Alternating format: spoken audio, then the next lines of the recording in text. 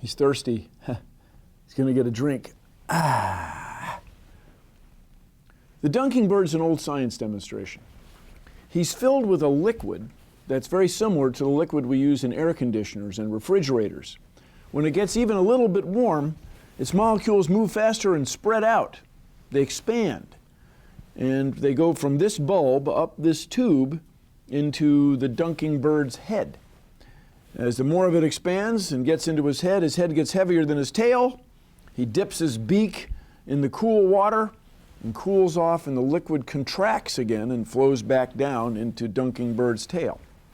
You can see the same effect with this apparatus. It's got the same sort of liquid, although this one's dyed red. When I hold this bulb with my hand, the heat of my hand makes the liquid expand, and it even boils on this side. If I change to this side, the liquid expands again and boils on this side. This little feature right here is where the glass blower sealed the unit up. The dunking bird's got the same sort of thing, but he keeps it under his hat. See, because like so many dunking duck birds, he wears a blue hat.